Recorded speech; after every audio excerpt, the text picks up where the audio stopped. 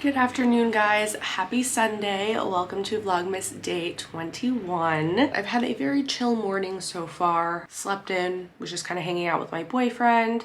He made us breakfast. It was so good. And now I've been sitting here editing the vlog that needs to go up today. So I had that uploading and now I just finished making the thumbnail. And I thought I would just share because I do get questions occasionally about how I make my thumbnails. What do I use? So I use the website PicMonkey, and I do pay for this, but it's totally worth it. It's a really cool website. You can really do a lot of really cool things on here and it's very easy to use. So this is the thumbnail that I came up with. I do really like making the thumbnails because it's, you know, another way for me to be creative, but at the same time, sometimes I hate it because there's a lot of pressure. It's like you want to make it look good and enticing so that people will see it and click on it. So anyway, now that I'm done with that, I basically just have to wait for this to finish uploading so that then I can make it go live. And it's always exciting to me, especially like the first hour or so when I post a video, seeing all the comments coming in. So thank you so much to not only everybody who watches in general, but especially those people who have their post notifications turned on and are always like the first few to get to my videos when they go up and comment. I see you, I appreciate you very much. So now I guess I'm gonna just pull myself together because as you can see, I'm still in my robe and I don't really have plans for the day. I might go to my parents' house because I do have laundry to do. I also really need to clean out my closet. I have so many clothes that I just don't wear anymore that I feel are taking up space and hangers, and I want to just get rid of a lot of things. So I don't know if I'm gonna do that today. I don't know, we'll see. I just want you to know that I was in my hallway at the top of my stairs and I go to turn the light on and that's what I see. And I almost had a heart attack and fell down the stairs. It was just my boots. They were wet from the snow, so I left them down there last night. And yeah, scared the shit out of myself. Definitely thought it was a person standing there. Hi, so it's now 8:40 p.m. and I'm just now finally getting the vlog started pretty much. I've done nothing productive since the last clip you saw. It's just been a really chill Sunday. I didn't end up going to my parents' house.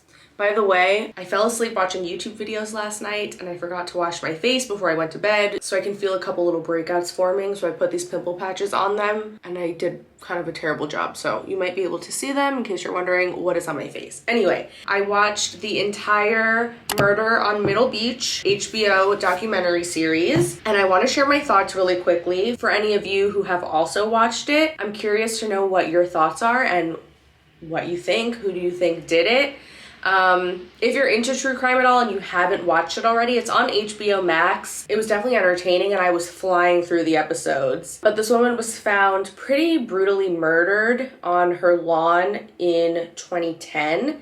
And then her son made this documentary to just kind of like dive deeper into her life and try to figure out what happened and who might have murdered her, because it's still an unsolved open case to this day. And I went into it thinking it was going to be just like a typical true crime documentary and they were gonna, you know, look at all of the evidence and really dive deep into all of the facts. So I was getting a little frustrated with it because they didn't really talk very much about evidence. But then after I finished it, I was like, I do like it because, I mean, it's just basically a story of like this guy who comes from a family with a lot of secrets and he has a lot of family members.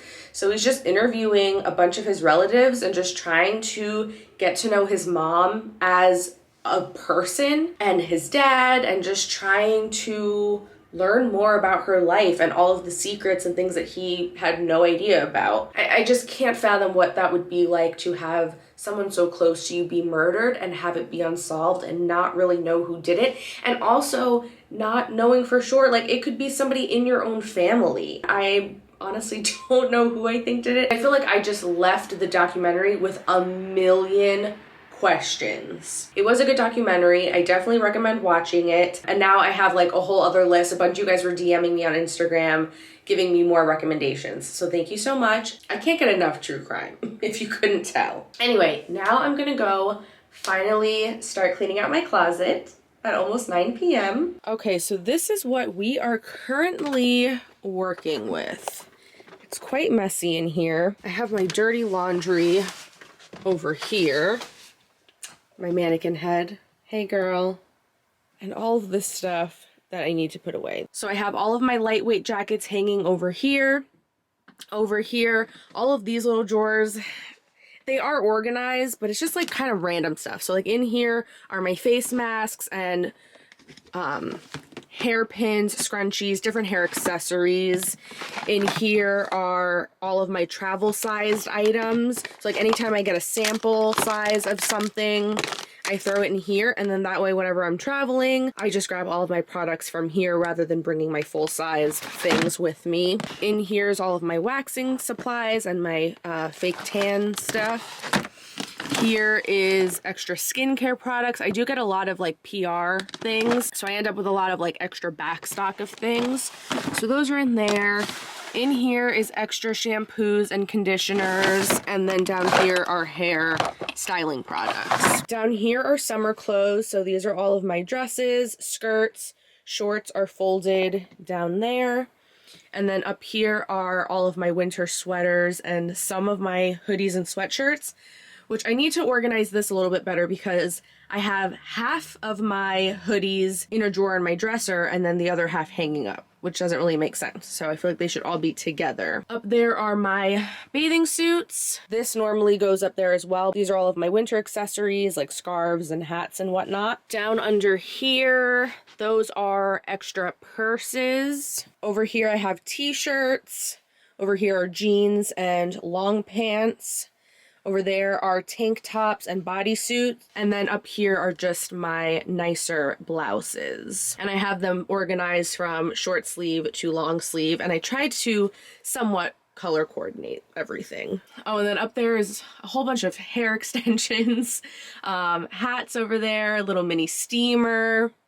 And then down in this bin are all of my duffel bags and travel bags. So I feel like for the most part, I am pretty happy with the organization in here, except for, like I said, with the hoodies. But I have a lot of clothes in here that I just don't really wear anymore. And I just feel like it's taking up space. There's no point in holding on to clothes that I know I'm never gonna wear again. So I just want to go through and I want to make piles of stuff that I just need to throw out, because I do have some stuff that the quality is just like completely trashed. So a pile for getting rid of stuff, another pile for donating, and then another pile possibly for selling. Maybe I'll post them on Poshmark, but I'll see what I have, and yeah.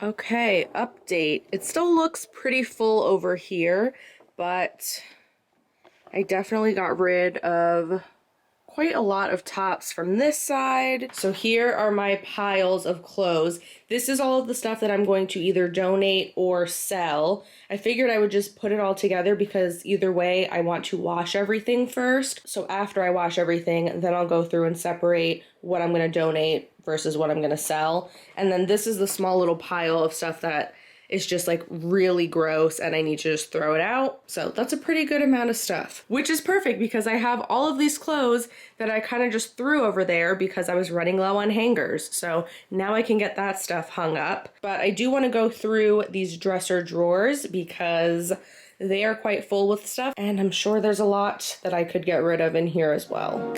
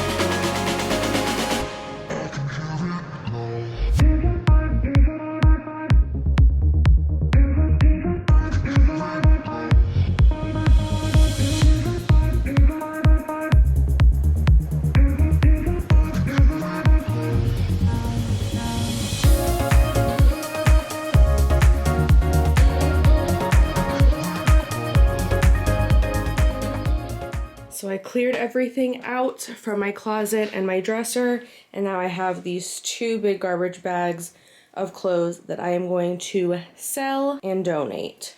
I feel so much better now. Good morning. It's the next day. I started to get such a bad headache last night. I think my ponytail was too tight because my head was just throbbing and I just needed to lay down and close my eyes. So I went to bed a little early, but I'm here to wrap up the vlog. So at the end of each Vlogmas video, I'm answering the questions that you leave me in the previous day's vlog. So if you have a question you'd like me to answer in tomorrow's video, go ahead and leave it in the comments of this one. So the first question is from Parvin. I hope I'm saying that right. If I messed it up, I'm so sorry. Not sure if you've talked about this, but whose Vlogmas do you watch and who are your favorite YouTubers? Such an appropriate question as I'm wearing YouTuber merch right now. But my favorite Vlogmas, I feel like not too many people that I follow are doing Vlogmas this year, but the ones that I've been watching like every single day are Abby from Abby and Vinny. Absolutely love her. If you like my vlogs and you like to see salon vlogs and other hairstylists, you definitely will love her content. I've also been watching Learning to be Fearless every day. And Carrie Dayton's vlogs, but I think she's doing every other day. And then as far as who I like to watch in general, I love Kendall Rae, of course. I also love Stephanie Harlow, Bella Fiore, Bailey Sarian, Danielle Hallen, like, you know, the main true crime people, of course. I also watch Carly Bible, especially her vlogs I really enjoy. I think those are the main ones though. I will list everybody that I mentioned in the description, and then if I can think of anybody that I'm forgetting, I will put their channel as well. But comment down below and let me know who you like to watch, especially if it's a smaller, kind of less known channel. I'm not as into like the really big mainstream popular YouTubers. I never really have been. And I always love discovering new people to watch. So let me know who you like watching. G asked, have you ever had any clients not like the outcome of their hair? If so, how do you deal with that? Do they ever come back to you? That's a good question. There's only been, I want to say like 2 situations where I had somebody that was like really unhappy with their hair in the beginning, and I ended up just kind of like turning it over to my boss because I didn't really know what to do in the situation. I wasn't like as confident yet. And yeah, in those situations, they never ended up coming back to me. But that was in the very beginning, in like my first few months when I just started. But now at this point, fortunately, knock on wood, everybody who leaves is always happy, or at least they tell me they're happy with their hair. And I think the reason why is not because I'm like some magician, it's because I have really perfected my consultations. And that is a huge issue I had in the very beginning, because I wasn't being thorough enough during my consultation. So either the client had unrealistic expectations or we just weren't on the same page. I thought I was doing what they wanted, but it turned out they wanted something kind of different. So at this point, I make sure that we both have like a really good understanding of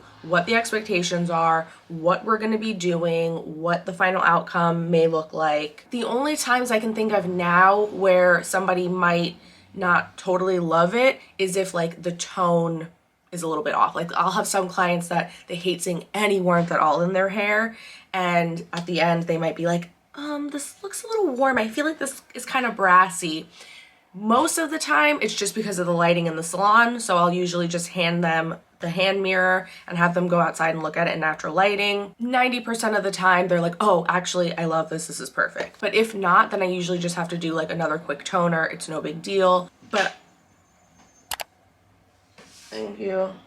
But I would say more often, like if there is something that needs to be fixed, I will notice it first and I will point it out before the client even gets a chance to notice it. Like if there's a spot that's not blended well enough, or the color didn't take right in a certain spot or something like that, I try to never ever let my clients leave without me being fully satisfied and them be happy and love their hair. And I do have an online course on how I do my consultations. I go very in depth and I talk about all the questions that I ask, all of the information that I talk about during my consultations. And then I also have a cheat sheet that you could print out and keep with you when you're doing your consultations too. So you kind of have like a guide. And it's only a $20 course and it really is a game changer. So the link to that will be in the description if you are interested. Andy asked, what is your and your boyfriend's love language? Oh, I love that question. So if you are unfamiliar with love languages, there's the 5 love languages, and these are all different ways that we feel loved the most and the way that we show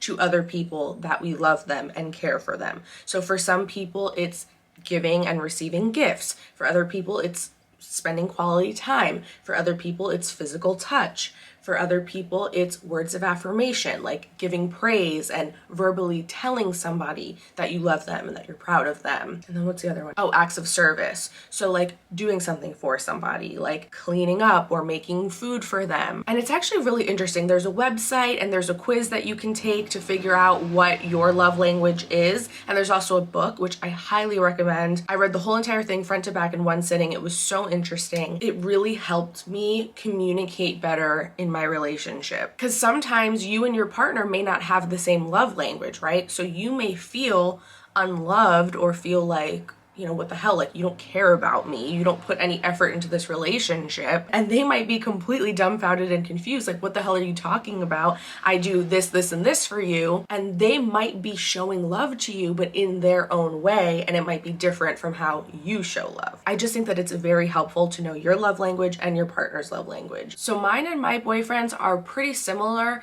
My number 1 is physical touch, and then my number 2 is acts of service, and his is the opposite. His number 1 is acts of service, and his number 2 is physical touch. So for me, if I'm in a relationship with somebody and I really love them, I'm a very touchy person, which is funny because I'm not touchy at all with anyone other than the person I'm in a relationship with. But like I will always have my hand on their leg. I like to just touch them, play with their hair, that kind of stuff. And to me, that's what makes me feel loved. Like physical intimacy, kissing, holding hands, touching, like sitting close to each other. And then for him, his way of showing love and feeling loved is doing things like taking out the garbage for me, doing the dishes, cooking dinner. And I do really love that about him, because he's one of those people who will just do things without you having to ask, like cleaning the snow off of my car in the winter, like warming it up for me before I'm leaving for work or something like that. Like just really sweet, thoughtful things. So yeah, you definitely got to look up the 5 love languages and then comment down below what your love language is. And then the last question is from Fifi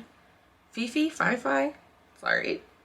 Career-wise, are you quite happy being employed, or do you see yourself having your own salon? I don't know if I ever want to own my own salon where I have like employees, like other stylists who work for me. I mean, maybe like far down the line in the future. But as of right now, I think if I were to go off on my own, the only thing I would want to do is maybe just have like a small studio space where I can film my videos, film my online courses, and also take clients by appointment only. But honestly, right now anyway, I am content just being employed because I feel very, very lucky where I work. My boss is incredible. Like, she is the best boss I have ever had in my entire life. And I have a lot of freedom. Like, I have a lot of the perks and benefits of being self-employed because of all of the flexibility and freedom that I have without having the stress and burdens of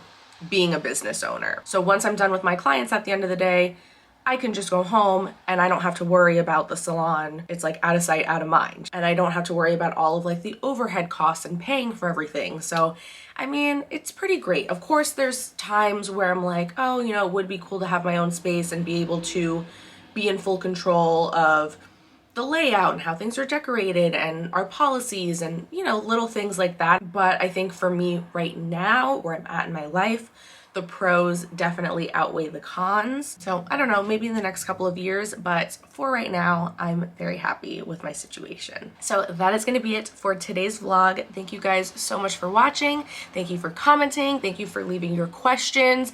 The support I've gotten through Vlogmas is just blowing me away. I can't tell you enough how much I really appreciate it. I will see you guys tomorrow with a new vlog. Oh my God, it's gonna be Vlogmas day 22. Bye guys.